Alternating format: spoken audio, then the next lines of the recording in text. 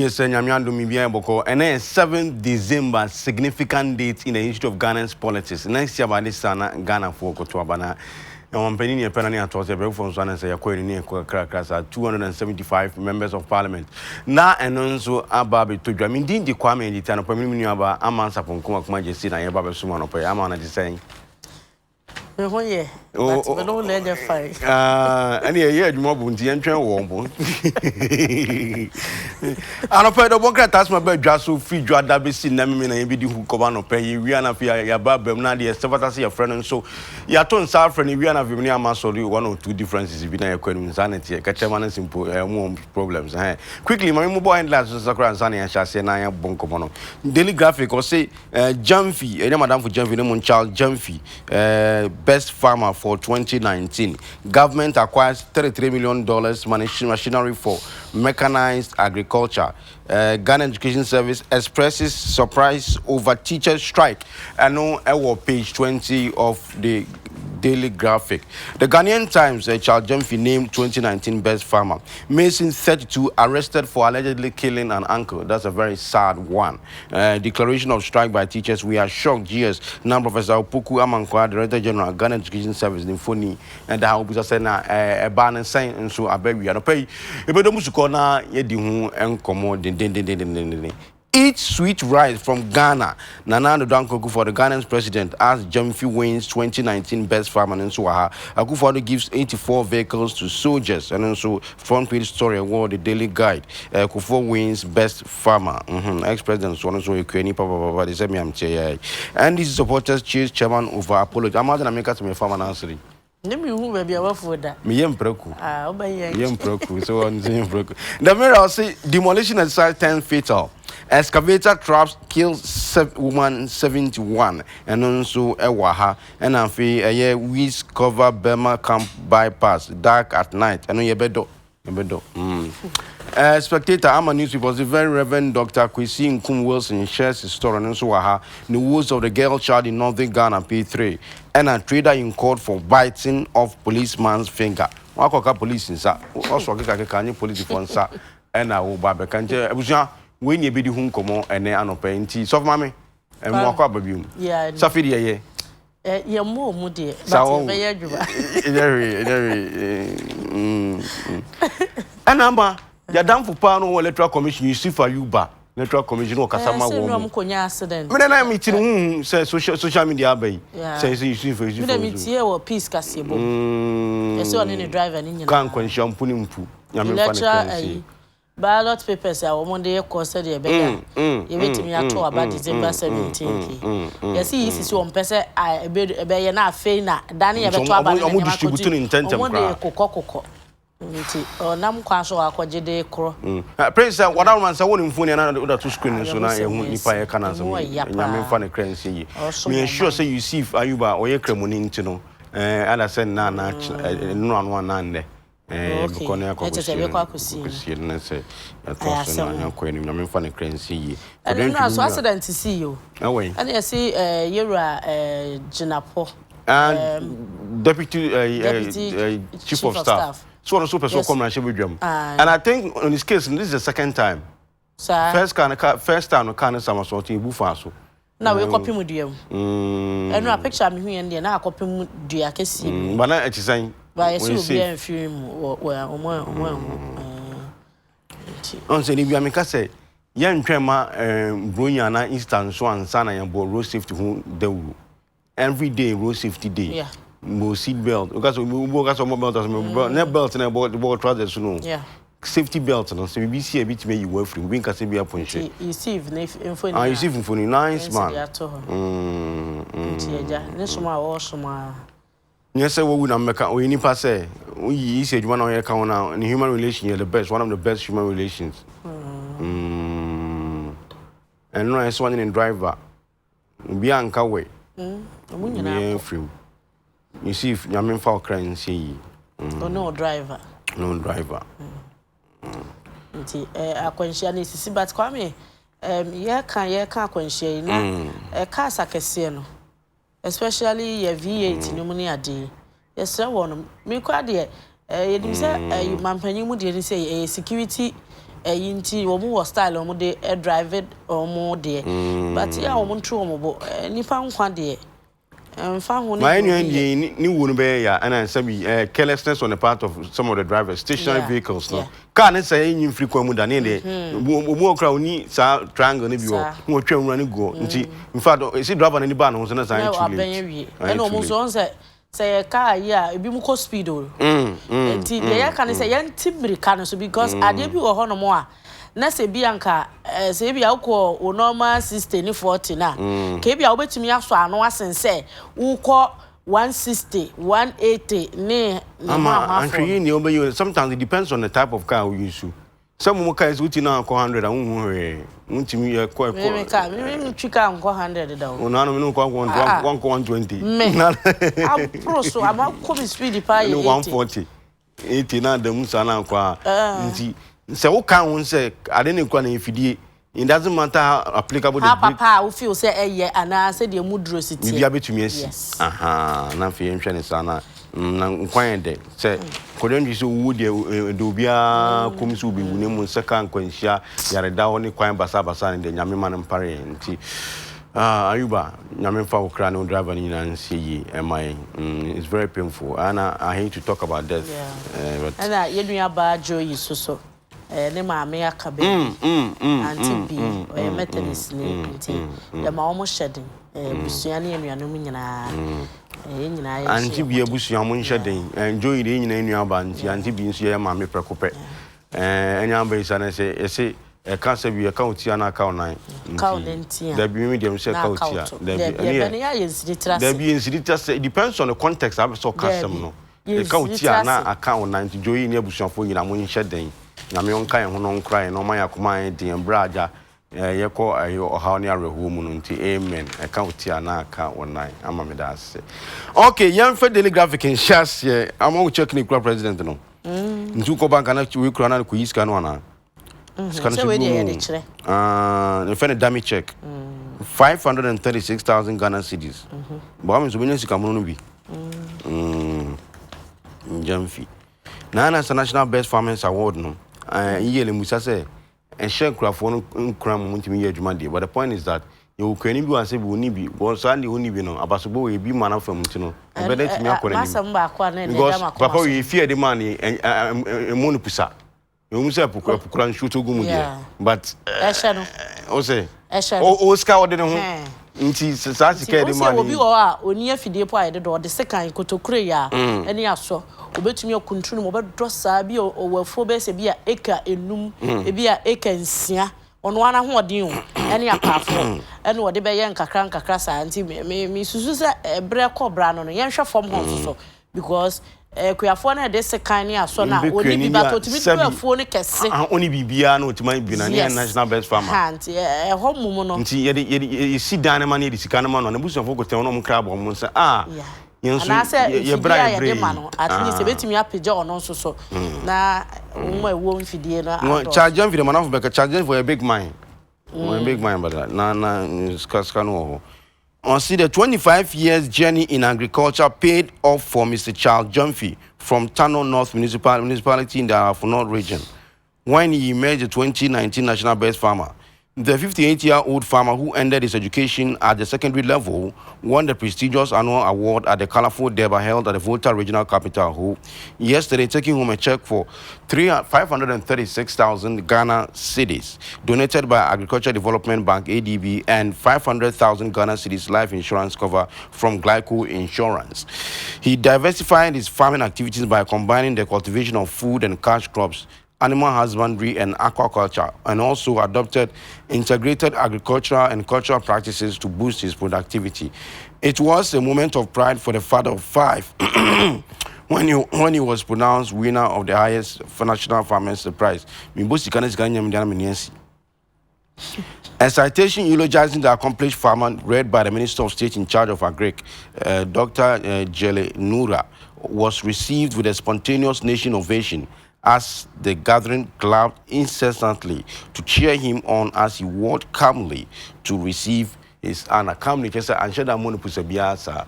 That will be tika no boko to no boase nka mimi si yedi sa dem na kwa me e de kura sa na be nante da bi say se bi yesi eje de kremoni hu bi da ne buta emu what did the hon chance did e bi susu a say e obi an say de o te asem ade e da asenda o si but 90% excuse me for that word e bi o mampani wo ho ti wa hwe we de age say de kwa ba gentle kaka oh mampani kwa so nse ni ji a onye gentle timi ka say ya to ama me bom I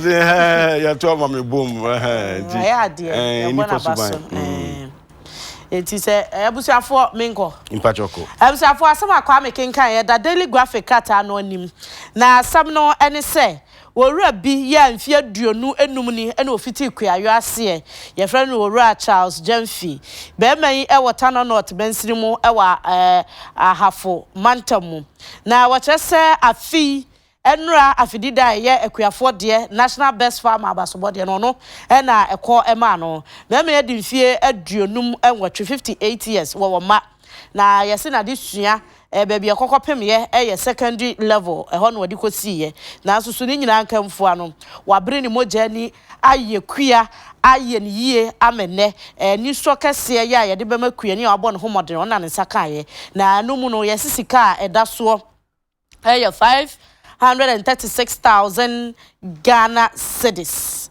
Ena eno na nchen sa sika ni free ADB ho. Ansa na insurance company a friend say glyco so aye life insurance amana aye bo ne nkwa ensi achiba eno so cedi mpima henum 500,000 en yaye ede amano. Yesi owura enye se bia wodua meko epe anase bia nkate no wodua na emum wono ne de no wodua meko no wo ye moa na wo chese eniema bebre wodokoko wodua banche wodua bayire wodua fase atea ene niema ahodo bebre ena chese wodua duaye na ne nyina so no wo ye dododro mu afei wo fa ba fokwa so dane niema ne se de be ya ne niema no ebetumi aso doso ne mfudie no saa yoni mu ena mpanyufo ahunu ne modem a wodi fiti ase mfie aduonu enum nie abona baso a etese ne ese wo kwa je de na chese nante no de atofom wo se esu na me mse menya ene se owura Charles Jamfi ede akwaje ntima mpanyini ene mpanyufo ya ede dwumadie na no ewo ho ene so check nim kakraka ene ede ehye ne nsem tu hwe krata ye niwa ena omo eda ho kama ku inya ne sunu na envelope na ede ahyem nti onko eni bia ko yimande a amusofo ne ire be sofa na sofa na nkwara num nso sofa na ko ni anko yi na kwa me JS for say o ma ye shock o so pause why shock o shock in fact o shock price no because last week kuhuduo good you can say coalition of concerned teachers na gratine omu nyina abebo kokko di ka de kokko nsam bai ebe ka chem omu so omu ni omu hia kamya ye se abanya se obetua omu sika ama omu aries no enti sa dia omu chese aries ni between 2012 and 2016 so omu se ababa no omu krokro no kakra se be ya abana stati tua ama omu tua 97% nti 97% se omu tua na sa ka be 3% bi na hwana kai in fact professor come and question on the Babontina no who can story na wa muniti prof na ka me na me ka teacher for na some because me interview and teacher for no say interview wo mu na no efiada no teacher for no che say ababa na omu krokro no kakra say 2016 ababa foforo into 2017 omu krokro no omu ankasa afede waba na nka bema oni o makohia o mu hia o mu tena ase to adwene afe yesi ebetua edebra o mu hye no hwebuo na ekọ no o masan frɛ wo mu so yebekɔ strike no o masan frɛ no o masan hye nti na no meeting no o mu kɔ ye no o mu hwe nka yesa ye na ekɔ na chese ebekɔ akɔye dada no a ɛno mu se ne sa de a meeting no mu fa mu meeting ɛno mu sɔre gya o mu meeting na se ɛno o mu be siege aye se o mu bekɔ strike ti ɛno ho asɛm ɛno no na o mu so ye o mu nwanwen say the Ghana Education Service has explained that the legacy just inherited,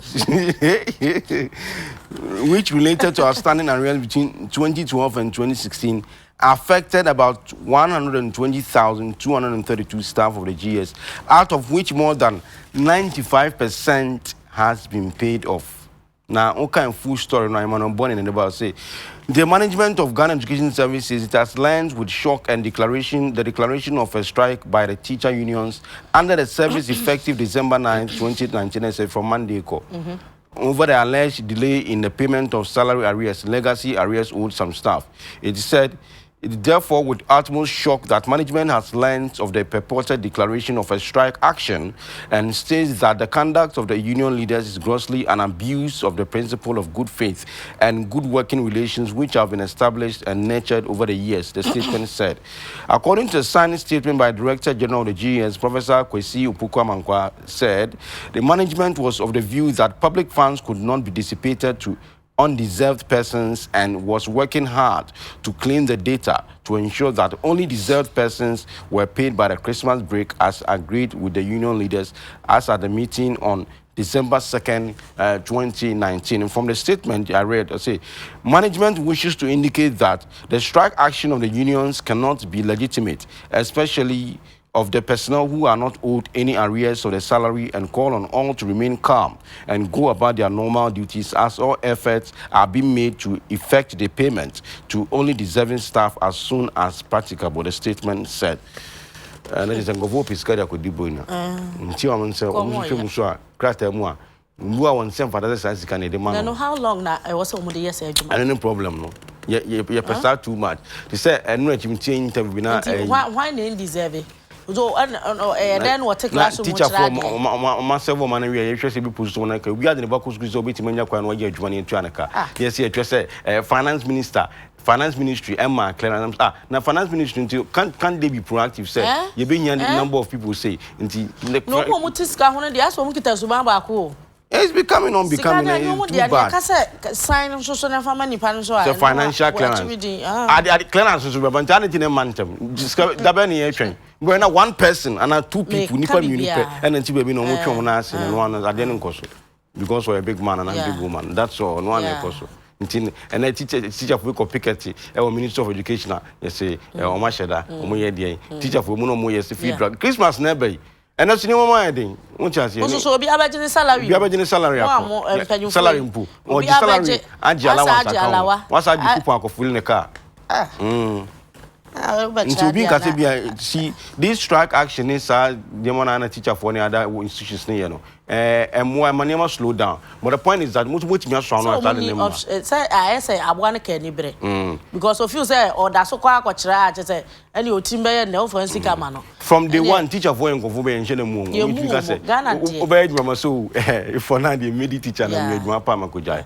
And so you teacher for ya na ye say. Kabiana mediachi na idimenu mediachi stick was the idea boka so to me kind of financial teacher for. So you move. Yeah, I was for Emmanuel Bonnie natural as a prince if Professor Amian come in Professor Opoku-Amankwah no one teach say. Okay. And me ko kwame. I was for Emmanuel Bonnie actual semi abeto katafaduonu e wo daily graphic emu.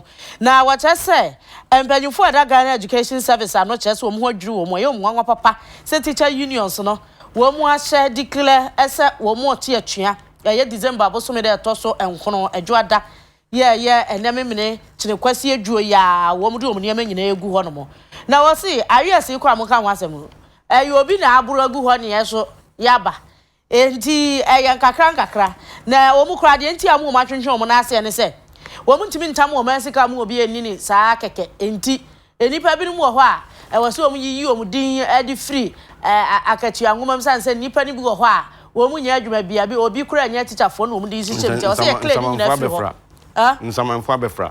Ghost names. You starting ghost names at check. We be sense you go ghost names. Hey, Ghana their hand do. Enti, omu yiyi sa di na frim. Ebi akwa bi akwa bi ajetia na di wo a teacher for crater. A question is what radio, Brace and Training. And to obey you in idea, Frimu, answer. Now, come your baby, there, so you're debronning. Did not complete no Ibaqua. No one chatting on the phone, so I didn't say, Dino, suspicion is no Ibaq until they be obeying Ibaqo. The teacher for so physical could do bunya. Nah, I know the director general the VGS, Professor Kwesipo Kwamankwa, HSA, more Chiana, a teacher for Eku, most more quantity, more quanaqua. Would you move by your confirmed that or monument tintin, when you said that. Nah, as I was here, best I say. Suppose you go, I don't trust your classes. You can enter. You the near man you go across so I claim for 14 years free. Now, most of them come to chat. No more yet, you are more than so. Oh, no, back and one. And as I didn't know, no more. So in solidarity, no come support Omunianum say. Because I almost say, Yansaka and the maybe I don't want to Saka, but Omuka, Omunianum Akana, Omonsanka, in Gosaka in the NO 2019, ever courses are next year for the next year. Maybe announced account in Tunfahua, next year.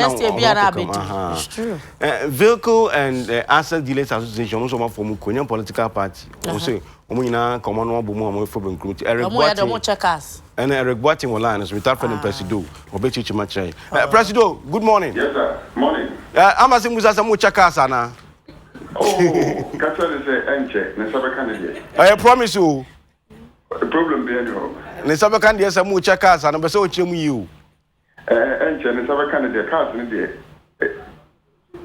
Enche, Nesaba candidate, because the doctor of the Nesaba candidate. What kind of side and any of the parameters na ya train or more? Now, vehicle and asset dealers in Sako, your Tramuana. Accra. Madam was na Mincha with you for my chef one pay. Vehicle and asset dealers in Tremo, a good answer. Now, no pay once some ever can say any association. Now, we are a can say union. If you say a shame my more. Obi beti association bi an o kasa ya na tumi no from kakrasin union no enti no ye na ko bankrum e fa no all the associations e wo Ghana ha ye na ko hia ye e ma e hu ni se ye kan ye ho bomba ko ye nye din ba ko ko hia sia o kasa afa ye dwumadi ho ni abantem titahodia e boa enti NSI din ba ya Automobile Dealers Union Ghana. Your call registered general for certain as a country moon. Say, dear, say, union there, and a bit me up Ghana, so a pretty for cars on security wise, and then customers are no big man, so Nina Yakobako, a war, a pretty home. When you be Samia, a year Automobile Dealers Union Ghana, a betna, I'm a car dealers, send a baby, pretty Automobile Union. My fan into my pefra into me can attack and somebody short me attack. You know, me can attack Nakra was what they must say you could much attack. You could much a train cars, no attack. You could much a cars and Rassisiani abre. Presido, Obia or talk be a automatic member and Anthony is a war apply. Oh, just a war apply because attack or one and she say, yeah. Lawyer could dam and you rules and regulations I did Juma. And say you'll be a kake, so ton cars are Ufitiano the Rim baby. Oh, Baba a member. Member no we are a sort hall for 6 months and sana ye show video woody and then with Jumananka Sana we and structures a guaquemo and sana yet me I'm a quenya say affide. Wa Baba a member cry ye bit mama dealership certificate because if you idea, will sorry or so a car dealer, 419 so a car dealer, or that will be page media no needing yet. None what for the work from Chico, no you are called German, you could talk about the bent town top or so a car dealer. Into you wouldn't say Jumani good. Ye Jumani Yamana brassy, and Chinet Sanamon to say it's a cream cacra. Na ye na ready amabo, meeting actually we Adekye. Na Yadesha Guaquemon, the dealership certificate, bar. The name Penifo Kukudama Ghana ha through a payment and consultants are more there. Omaka be on the standard board for a Ministry of Trade, Yatnasi, Akomuka Kuchiri, say, BBF and dealership certificate. Ukwaman only be Bia, Edija, South Africa, emfa na member ya hwani na mu ehunu nti ye call mu efichiri mu akonya the standard certificate from US and ya tnasi ni national security and it been for fatai say the man call for na hwehwe ni certificate ya me ya doma on the 15th ya the launchino Kimpiski nti nya launchini wipe na se aba betnasi ya no so beye adwuma na no hwehwe ni unya benya certificate ni bidia Ejedia obedi no ebeboa because wa wonim say na enche 2020 ya babere ye new assemble cars e Ghana ye ba assemble cars wa Ghana eno na number was say some pass amodwuma me kofo mu some de mu kra ba nsa na moto papa sabe mini nipa na ministry no e fa na association me wom daga no me ministry ni nyansa wo so nti train bi e wom bia no minim de wom se nya dia eba be se edwuma dia na te se enkan tete na na ewo TV kakraka no efiri aboa na so am na me mfa ma de nko no eno no efiri wona eja papa ku 4 time plasma so bae nti de demand akos smart TV nti se bibi ba fofora sa na be yewo but enya bawi na wonya mu stabilize on wia wa be mu sa de na eba na be bo wankasa nti sia na ye challenge se wo na wo ton cars no wo be gina wana mo ntu yi na amase sika na wo hia de kɔ no abuchiri kɔfa cars ne ba nti sia de eba be ye no wa hei ya konya he wo mu man ye ne se obi to car brand new no na se utwi ne be 1 year 2 years that the ni na no be home use no ye ye second hand dealers ye ne se be som if say union no ministry na traffic Emma there for Tasibia say so benefit out of the new assembled vehicles no be no yes be nye free no and then ya sign documents na my union na and then obi enu obi tuma just say the free and same in West Africa send the plant no ma be your Ghana ha on the supply cars na ko all the West African countries no home use car be a woman say home use be say what on the brand new na 5 years 2 years na obese sano ye ne be brand say yanton nti muntumi first canon kwa bu chen ko focus no fa nti mu de dada no ana moton e masa no kwa nkwan wo mse brand new no nkwan se ano na munya mfa so free mu pa anya sa o masa no eno kwa ko yi papa eno gidigidi bia ni because nse tin na nye pe okay quickly ya nhwe wi ofura tax ya cars luxury tax sana moto ni din any benchmark value say it is airport so far business ama ka go for mama go for timi talk cars ni ade no akra sisi a twedi ndi ye if you say mbra luxury tax ba ni die papa some ka kire wo me yirko eja me but nya me ncha de wasaba ifiri won waba ana hwo unsi o wetima sako go za onko no kwa di die ne nde bi a che onko be de say de die de Injesi ya ka ton de ejana epejani mu ema yeto na amama sesi aso ye kwansem so ayede wudi si wa 26 ene V80 eno an say nipa no wusika nkwa de obeto mo so be free na luxury taxi ba enti no mo de brain na mo sa be form cars e de ko e mo mu tuitua enti no papa luxury taxi ni ifu ho man no aboa yeduma di pa tieda aban so asese wu se ja efiamba obi an woka kase ba kwa na opeke to obi twetwepo obi na nse petrol tonti na oto no kitu na ekoka se ono na ekoso wo Ghana ha o mini asesi ade se akasefo no se sia no ndam se bebre na woni se nketo na petrol no so wo fomenti no send yi luxury taxes to fee wono bi dwane so kom keto mu because keto no onya to 1 gallon 2 gallon bia na wo de koba it's no a ma petrol side no so ama 4x4 no ama 4 start park kakaka ama start to use nketo na nsa o te 4x4 ma so esi so na wo de oyam o de one yen sa esa wankasa Mr. Gwati anope ye da say you akra adak ne ye kuram twe me da say nya ben kan ho akra nya so kan te che be kasa wa kire why Masi akra. Midasi. Se ama mu nyina penkitingitini bia no ntogu mu ana dem na kutwa kwan kwasa. Ya samu. Okay, yamfa Ghanaian Times na yen to so Charles Jam view agine din pa o. Ama kwa mfaso mu mbra na ni bi wate. Na enra na na do danko akufo ado daily graphic mu mpa cho ma me fa we. What they are to just say.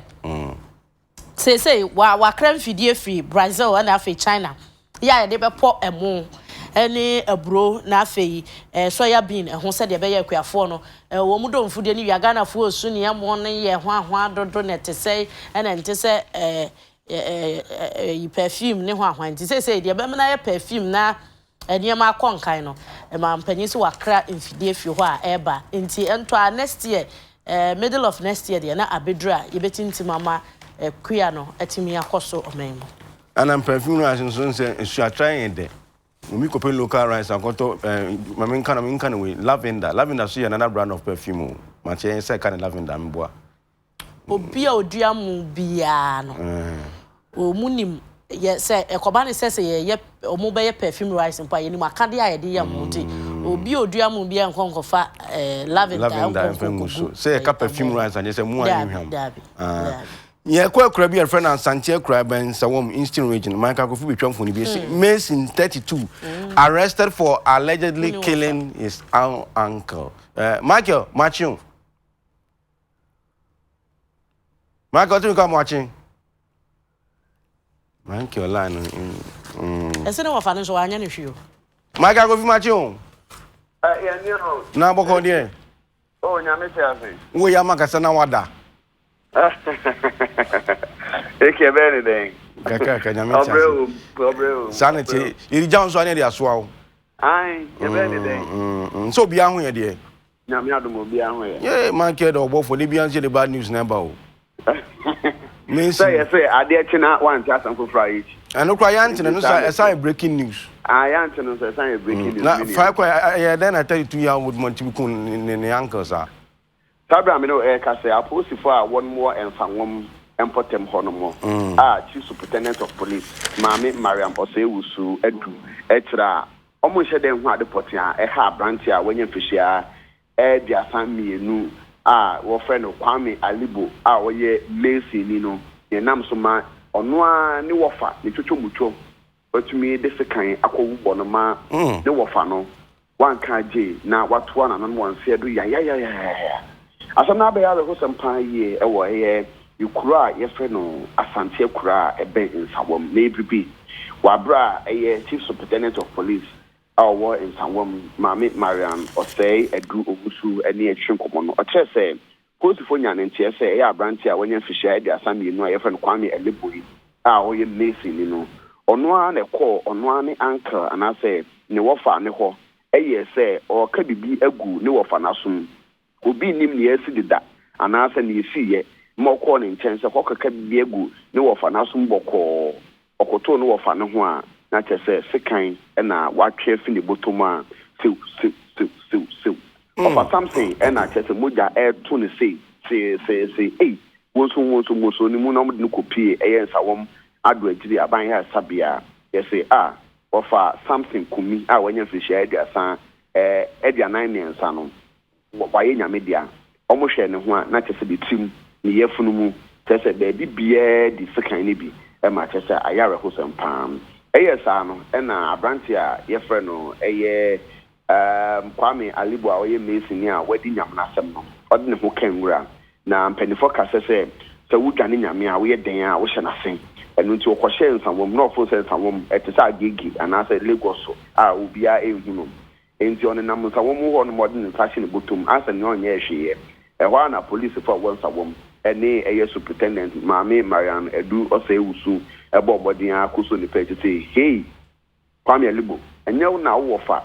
something wo call ne nchen na wo yes wo di bibi gu na so na sa wo ka bibi gu na so no de sika wo ne sa no afu gina wo bibi ni nsem o huni o keka sika na no boss sa no mo se ne yia me no ka se o mo de na akotwe mu ewo aban kukumu ewo nsawom ho no mu and o mo tototo na no wo ne nam so a o koye sa nyam na sem na police for chese untumi nka ade potia ne wofa no aye no say asasesemu say ye niema bio say den ontumi nti pi e wa deport nam so sabrem no ka say nam so mo otumi de se kan ko ne wofa wanya fishia aduanan me nsen ntasem na yaro so ma me no ka say emu no mo na kopiem e wo ye police for baby a omokro mu e wo nkran police for so e ye hwehwe mu e wo nsanwam na Kwame Abrabo mu no ntumi fa na edise bia nsebe na dwum kan kakra Kwame Abrabo mu no omu hu say bibia ha no ena na me bisa na what ma ko sign dwemu no na wona ndi nyina so bi anti o kasa oh almost oye obi a ogina ne nan so na mova no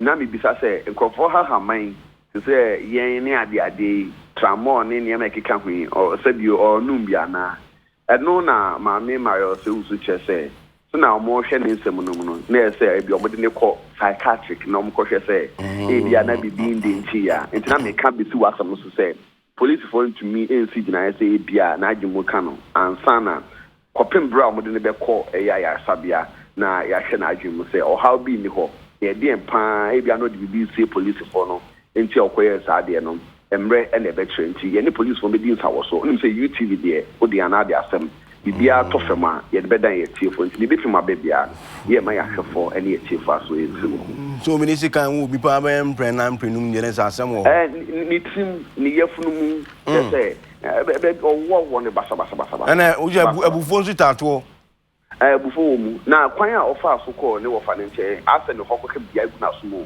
adonfo bi kwampo mbebo a ye be so sekanim so unjan no ye no kwampo e bi kwampo prefer wo ho a omo so akode ayarhwema ya ma omo kofie e bi nsam twitwae sekan ne de na wa sepa ne achi ne anim nyina ya se ne bi ana ode kodi ta nyam na asem no Michael eni mesi ano pese de wo ano no I know an le wo ho no mo em se NDC for nsem omo ko chechi ne ho no ya ka ho asem ma che se bibia ye boko menim se ye be sense ye chiri ana bibi fufo ha bibi sanso a sane Kwame Zuna say odwan 98 no nana de ache no otwa ba ko pe omo di bibia ache no ma se say ocheman ne NDC se say asumdwe abu ade omo anu pa na ma bia ye boko e wo ho no that's the nyamia se na de ache wo se no na me ka se sabi amofra da we de o majuso agu na so ono nche se ya amamnu na se isuan kasa so ho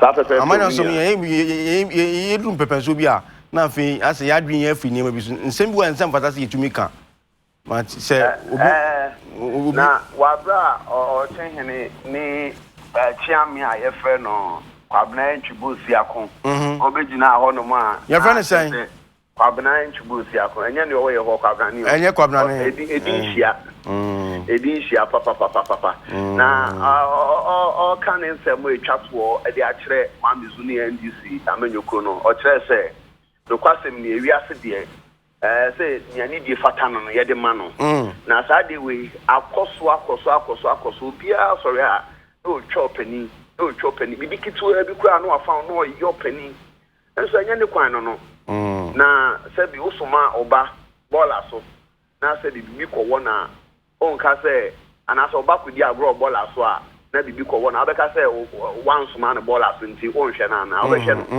enti se family no no na kan na sisi a wa pempeni fa kan no na ma be pachawa o tin se o we ne ba onya na tintin bia ntwini twan bia asem no waje mu maka enti na esanka omugbo omuka no omuche so saka no some jim ponche ne snap ne ade de pattern ne ade no o enka na mu go ensin no mo ko na enkoye boni biem eno no ka twa to kire no sa no Yesu Kristo na ka che oba sabi oba na no so obo dwaman no ai o ka che be nti we de eno e bi na o ma ka che kwam so say go and say no more na me we arishemu se no for sample for oye chairman na ndi samanyoko ne kan say we yesu huma opipia enye ndi semko MPP NDC political party bia independent one bia ntwe ka sam yi o mbe ya hwe enye mabu no nkwa mpanyifo ni mu no nkwa mpo no mo di o mo atem enye fre amanyo se mu nche didi yo nkwa atem se kan wadwen na men kan adwen ye fanya ama man kan no nya obe preach aso yentimi ncha offering ye se ye bobo ne bo nsan to ye bisi wa ya de ne na wo chwe pe ya na hwe suspect me ne am ba suspect ne baba ene na ni obi mpe me la count one man say no blame no enti ma ke me da se ma de ama de ba kwa me unu se kasa ye kan enu abra enya amanyo so unu se one and talk see 100 days and ifa wuye no ye kasa obi na kofu obi se ni bakro no eye cockroach na ye kan kwa nya amanyo ye wo se ye nyina yesua se ye be kasa yi mi bu na fuye na me kan bi kire no yes na kabimam kabi no ma ye na kan wadwen na me kan wadwen kabimam kabi no nya for me it doesn't befit the right interpretation of democracy. Kebma min kabi say to go ko obi anu jati fita nti yento ato abia kasa fira adwemu dia na say ko yi na kebma min kabi say metumi akabi so kana bo so de nti ande ye nyina yensua de yensua kasa ho mrenyam ye ntwema 2020 man san ya hwe kasa yensha sefi ne ya say abane tuma obentin tuma asomesia na so wa chat campaign no Nkasa yimu kasa pipi say ekutia ne ebebo ne ande but ya wa kutia ani ye wo atemi antemi nti obi fro bi say where the back so ye ebo kutia pa Ghana manu kom since 2016 incompetence they ebo kutia pa incompetent so nti prince bomodi anso menyam professor Adekye shocked na wa ne dia hinsika no ande na cha ema ya inti nti no mu yi na the shock na ba na say teacher for no so mu nko na nse ye nya Vincent as for MVP ko ye national youth conference bi so be twa mfuni kaka sana no na ye ma no na western region and Vincent macho ye nya mi nya be ma no mapomo e mboko de ona me dia che na ye chen enra enra na nyo na ene ye chen enra just na enra nye oye na SM before ko ye mabunu conference that is time my main kunye na nchie ye wotifo na wahwefo na said ye ma muni na te ye no as part of the national youth programs national council and the national executive committee of the new patriotic party yakunya say ye national and annual youth congress a year tamale enra na ye dijumadi no ehye so and I'm very important the delegates that we had regional youth organizers across the country all the 275 youth organizers across the country no deputies so by representatives of TESCOM so by sana the national youth wing no so teaching me for annual conference the former chairman of the New Patriotic Party Peter McMahon and I say yes Samaria Baomiamo also by a special guest of honor involved with so by the Minister of Education Minister of Finance Minister of Information Minister for Zongo Development Sheikh Mustafa Ahmed PhD and other dignitaries but Uti Omuna Kasenmo it was clear that the youth wing has kick-started the 2020 campaign that is supposed to lead us to victory 2020. And you could see the commitment on the part of all the regional youth organizers, constituency youth organizers, and dignitaries of mobile, especially to the youth wing. Said,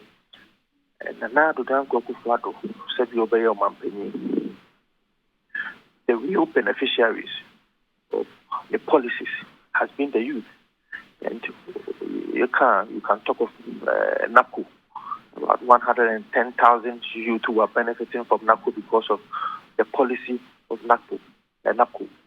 We have free senior high school education, about 1.2 million youth school. Na service on shemo ne ma pa MB abana ba won ya mabru nya so faso na na mudi hu nkomo nra no nkomo ayedie no chere say ye na se see ni ultimate party ni the na so nye the party no ko nkuni because the party no am power maybe a teacher training allowance betwem maybe a nursing training allowance betwem because it was clear that it was a decision by a party and it was a decision by a particular government to bring about cancellation of teacher training now you see nursing training allowance you train more in a year and a particular government at this animal way so we were sending a signal to the people of Ghana that it's the right time for the youth to take up the campaign of the New Patriotic Party and give 4 more for Nana to be able to complete normal way or say yes in Tijanko Ponzo Yadomoa and check within the next 30 minutes the Vice President Abedu Kumuha Tamalia in Nayakushimo Jubilee Park. Now from the Jubilee Park, Naya Bosantia Nante at the Didi Kaka and I'm Krum Yakupimu, Alaji Aliu, Mahama, Sports Stadium. In the Sports Stadium, one of the only this rally to take the Fiapa, the Betwaso, a year program. And now, we all know the economic desire when you mount a political platform like this. Why any economic desire? No, I didn't know since the days of 1992. Media minimum. Why no? Why? We've never 1992. We had the constitution Vincent. and I said democracy by Vincent, never had any economic desire in this country. Vincent. And even in opposition, the kind of advice that you could prefer to Vincent. No, we all know. Vincent. What's the economic Messiah? I'm saying one in friend is who is the Messiah? Messiah Jesus Christ. Can I say economic Messiah? We do a Messiah prophet. Utimika in 2014 a bank and indeed it came to pass. What's the prophet? An economic Messiah. What's the prophet that's on? So why I don't know? I know you're Dr. Mahmoud. Vice President Nsroma now. No question. What do you say, Michi? Why you continue playing the devil's advocate? I'm not playing any devil's advocate. What's the economy? Didn't crack anyone maintain that. So what you got economy nothing consume? I must have come and year. Now, I say, and I'm a channel. Economic Messiah, meaning that. Almost economy is why the Messiah here. It is never true. The economic indicators that we have. So, Vincent, maybe I will be 3.6, and the economic growth is one of the fastest in the world. Fastest in the world, about 8.6. I don't believe in indicators because 10.6, 5.6, it doesn't reflect in my pocket. So, because Garena to them say inflation cost above from 10.6, it's neither here nor there. Because 2016, 2016. About that, John Muhammad Dano Kase. And this albino. And this albino, Kase. See, you teacher training allowance and nursing training allowance. A bit collapse the economy. No, correct. Mobile mutual and collapse economy. No. And collapse economy. Hold on. We are putting money into the pockets of the ordinary Ghanaian by the introduction of the free senior high school education. A policy of Moka said the next 20 years, you share all this amount of money to take care of the education of the young or the ordinary Ghanaian in this country. And the economy has not collapsed. The economy supposedly is now one of the fastest growing economies in this country. So nobody can tell me, say, comparing 2016 till now, nothing has changed or things are not better. But Ghanaians are not feeling it. I mean, people are saying... are you saying the 1.2 million parents that we've given free SHS to their ward or their kids are not feeling the economic... And she said, remember need free SHS, yeah, we need to be our economy. I can enumerate quite a number of them. Naku, how many of them? About 110,000 youth every month. You hear 700 Ghana. Are you saying that these people are not going to pass a verdict onto the Nanado's government in 2020? And they are going to pass a very positive verdict on Nanado's government. It's a wrong assumption now to go to for cancer. Because realistically, Nema and Queens, I mean, Nema will never go. You say they are going to pay the you complaining, but there are more things we need to do. But what because NAPCO is a very good program. But the point is that Obi University tertiary now we try and get 700 Ghana cedis. Obi at the Bako school so bit my baby you here free bushon. I am not condemning NAPCO, but you can do better. That is what I'm saying.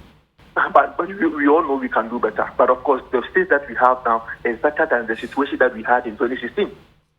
Hey, why do we keep on referring to the bad days of Ghana's election? That is 2016 because it's bad because they are penny to my MPP. Let's not make reference to 2016 and it's past and gone. Improvement.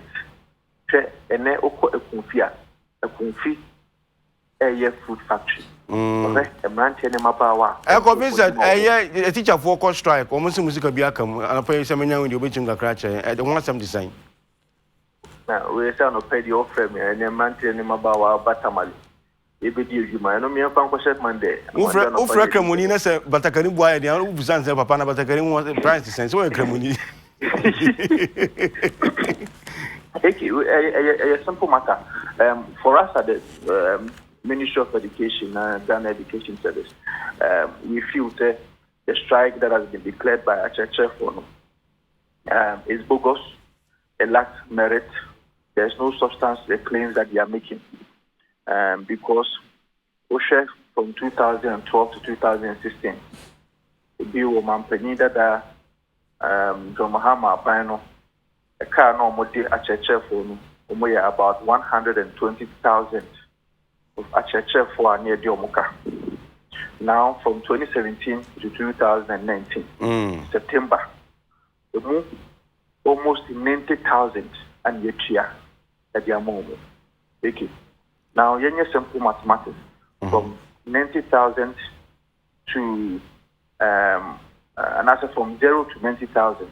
What's 90,000 if you want 20,000 more? Just about 50,000 an acre. Now, you must say, are their salaries being paid every month? Yes. Why are they now calling for a strike at the time when their followers are not even aware, or at the time when followers are yet near almost 90,000? If you are calling for a strike, you call for a strike to encompass all the people that we have also paid. I didn't think I will call for a strike, and now you send text messages to go and inform what church for say are calling for a strike in the classroom. On what basis have you called for the strike? Are you calling for a strike for only the 30,000 you go for into your mocha? And I said for every teacher about 300,000 and over at church for your Ghana Education Service. And so we feel say a last merit because a year 29th November year, Controlling Accountants General Department at the list to be time a year Ghana Education Service Management. And the indications were that we were supposed to vet that 1,847 when we did the fact-finding checks, we realized that yes, I bet and buying about 11 million Ghana cedis a book. When I say a B sub, you being a teacher for no frame. The training do her for your oba and is a female. Now, your question him say for your 9th watchman, our duties. How he trying to from 22. I'm a sapon come and night watchman. My lawyer, no, not the come for come on. Oh, yeah, dear. Yeah, you're the alpha.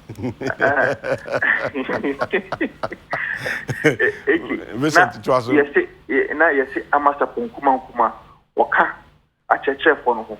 Near the young Pushim say, a member now, more 9th watchman with Chia Moka. Have you seen the anomalies that we detected? In fact, there were some of them who never had any records with the GES at all. You can put it like ghost names if you like. But they had no information with the Ghana Education Service at all. Teacher, for instance, Mantias, yes, anomaly in the more correct, but I mean, that's you are dragging your feet. More chadodo. I'm only a better meeting after this Monday on the 2nd December. The meeting, the management of the GES and Adekye agreed that the information should be vetted, number one, and two, we should pay them by the end of the year or by Xmas and Christmas. So, and they did. I won't mean say 7. Why do you call for a strike when your own undersigned agreement was supposed to be in Christmas that we pay? Why are you in a hurry? And we meet you on the 2nd of December and you call for a strike on the 5th of December. Who does that? Almost a man and some push much in January. December to go years can if you do that, you think about a young man or more classrooms who are going to be affected because of your bogus strike. Are we thinking about them? The plethora of young men and women who are in our classrooms waiting for teachers to come and teach them or supervise them in their examination? We can't do that to ourselves as a nation. We can't. And what is the way forward, my ministry? No, the way forward, and I said, we are always ready to engage them. Last week, at Church for Minister of Ministry of Employment and Labor Relations, they walked out of meeting. Clearly, they are not showing their own principles of good faith that they are supposed to be showing in engaging management, or Ministry of Employment and Labor and Ministry of Education, as a GES. And what we want them to be doing is to come to the round table again and discuss. Because apart from discussing, Triatono won't solve the matter if indeed we have to do vetting. The Triatono won't stop the matter if we have to save the public purse about 11 million Ghana cedis. So the media should join us in calling for a year, a platform for us to be able to meet and discuss the issues once and for all. And anybody who is coming to the table, should come to the table with some good faith, should come to the table with a good heart, should not come to the table with any mischief or any malice.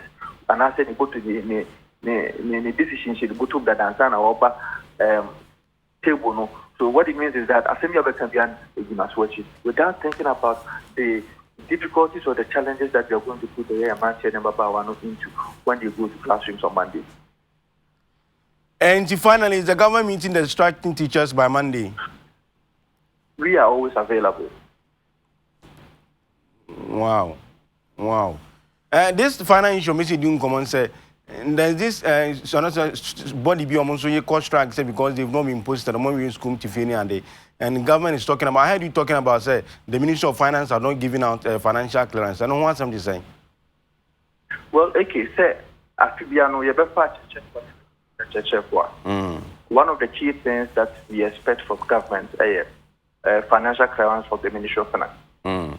Now, the Ministry of Finance financial clearance NIPA 15,000 classrooms as far as colleges of education are concerned. Now, say NIPA 15,000 and also post your money amount financial clearance. Unfortunately, the financial clearance that came was restrictive, and we were supposed to pick only those with index number that ends with 2018. Because we go home 2017, 2015, some of them deferred their courses. So in our books, it is expected, and I say it is the anticipation that maybe school they have already been posted. If you want to have your more training, your more exam, and see after if you're working at trivia or school. And so what we have advised down for Fono said, they should wait for limited recruitment. They apply and they are posted. If you are 2018 and index number 2018, as of right, that person is supposed to be posted. I know the Chinebian and to say I'm posted, the Obayan is a regional office. Now the details are the regional manager, regional director, and then so that the regional director will also submit that list to the GES headquarters. But if you completed 2017, 2015, as we speak, we have to speak the truth as it is.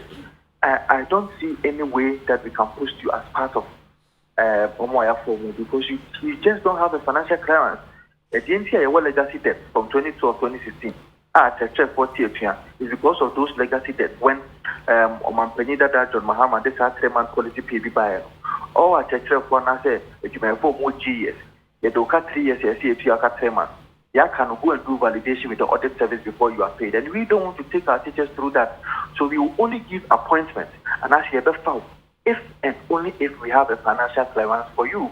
So that we will be similar. Actually, within 3-4 months, you are and you finish a year foul, and you have to financial clearance. If you go and you don't get financial clearance for you, what happens?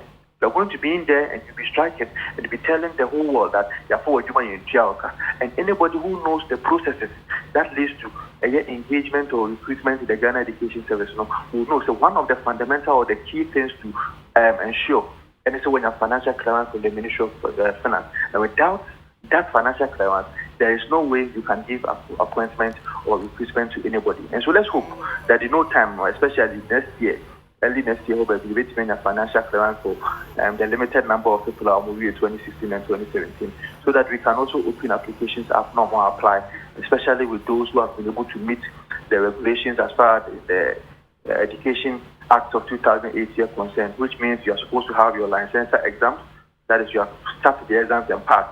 You have also finished your national service, and willingly, once all will apply. And if you're able to do that, then I think that there will be a way out for all of them. Means that Brofuna Canasa and NBC. Vincent Asifa Ekasama, Minister of Education, was also super commercial with German and the Maminka. on free line so ama anya bre na bre me sia no pay me sia no pay na me chia madam for pa Ernest Kojo Smith ono so reso be come na she bedwam enwo asukuma odobin brakwa so kai PC appeal for in the former constituency omeso okono ko emra she bedwam MPP Ernest Kojo Smith Kojo me chacha bibia eboko there you're doing a very wonderful job cause now e be so about tell me na me the campaign manager and strategies in na me na me bags in a former day but show mu eh show mu show se sen nya bia show se sen say cocoa season go one season yeah campaign ya you cocoa season what are they so affair me wa nua na akua o say ye nchia mu nua ketoa ma me bema na ye birthday ene ma me birthday mother say ma me bema o kwa mi ageti ade lu refi ti me mother yeah, wow, happy birthday. Me notified. Mama, happy birthday to you. Mama, present me can't TV send about you that damn can you just say, bra, why you not come so? I said it under the influence of pressure. Yeah. Happy birthday. You're a very intelligent girl. You're a very intelligent girl. I mean, Shano. And I mean, Ochina. Northern Accra Diocese Methodist Church. Yete ya hono. Sena ya Accra. Nti sisi ya chemu. Unlike other political parties, mo mo temu ho kwampam. Nti ya temu nti enya Northern Accra Diocese nti ochina yedi ya 1 year anniversary. Ho na wo. Mete o chene ho kono do nyum na chene ho. Chene okra. Mo panyum. Nti no. Na mitimi chire mata ade ba bi efi. Mi ncha ma mi ansa. Mi mama Constance, Mrs. Constance, Edu Asara, or Tema Community 2. All our mammy say pano, it mean Katia, and Japan, would did not take. No, you be there. Mama Constance, birthday, no, and we'll celebrate it for you. I mean, show now my friend on behalf of Edu Asara family. Me come here, I born my be uncle Kama. Happy birthday, I mean, show you're a sweet mother. For epitome of good motherhood. Okay. Oh, no. Miss Constance, obey Abamami. Full joint. It's a former Tadia Shami free, Rowena Curations, or more Spintex Road, me patrol, Opesa Opamatadia now when you said me why ye dear, Brunye, a one is sock Pamoniema. Me patrol for Rowena 4, it was 0244 244 301 0244 244 301. Me patch of from Musia na omumpam matade bi enshow. Miti so de a cute cat salon omo Abeka Junction. Oko Sandra Odu Eco Bank wa Abeka Junction Eco Banka ombe yoti ede am. And I'm just coming there Ajinkwa fashion. Oh, Ajinkwa fashion. Ajinkwa fashion. Is that what they move? Ajinkwa fashion. Was this a way na sa anya fan say owa ko jinisika. Expert in male African wear. Ajinkwa fashion omo malam and just send the shop filling station kasi na one omo. On from Mr. Dujan fi obo na wan kama say me kama. The number is 0246 061500 0246 061500. Ajinkwa fashion man ya dey I mean chamo. Mr. Dujan fi more grease your elbow not in your one shirt. And chama in the base yana e twa ho amba. Ibe ko na fi part 2 number. Kwame Abronye ne Bilami Dugan ba be come on Chris. Na sinkunya. O say me ne kura be si. Kasasa nti ye twa ho aba ye ba.